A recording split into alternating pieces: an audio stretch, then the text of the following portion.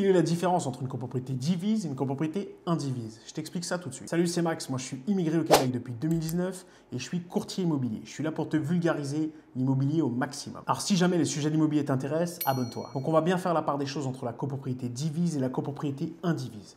La copropriété divise, ça veut simplement dire qu'en fait, tu as acheté ton appartement, ton condominium. Ton condominium a son propre numéro de série et tu es le seul responsable de la dette. Et il y a une copropriété, donc un syndicat qui elle est formé dans l'ensemble de l'immeuble et qui donne les règles à respecter pour l'ensemble des copropriétaires. La copropriété indivise, c'est l'inverse. Il y a un seul numéro de cadastre pour l'ensemble de l'immeuble. Il y a une convention d'indivision qui, elle, vient amener les règles pour l'ensemble des copropriétaires et tu as acheté une part de cet immeuble. C'est-à-dire que tu as acheté un pourcentage de l'immeuble. Le point qui est aussi important, tu es responsable de l'ensemble de la dette avec les autres copropriétaires. Et au moment de l'achat, il y a deux choses à savoir. La première chose, tu passeras seulement avec Desjardins ou BNC. Et le deuxième point, c'est qu'il faut minimum 20% d'apport pour pouvoir acheter une copropriété indivise. Pour ce qui est des taxes, les taxes pour une copropriété indivise vont à l'ensemble de l'immeuble. C'est-à-dire que l'immeuble va recevoir une taxe et chaque copropriétaire paiera le pourcentage de sa quote-part pour l'immeuble.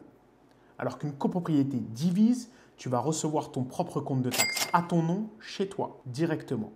Et ce sera à toi seul de la payer et c'est à toi seul d'être responsable de payer cette taxe. Alors tu vas me dire quels sont les avantages et les inconvénients d'acheter de l'indivise ou du divise.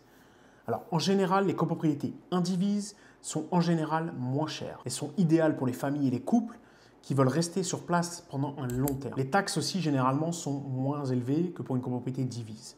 Par contre, il y a un point qui est important avec la copropriété indivise, c'est que tu ne pourras pas la louer. C'est-à-dire que si tu souhaites un jour quitter cette copropriété pour acheter ailleurs, tu ne pourras pas la louer, tu devras la revendre.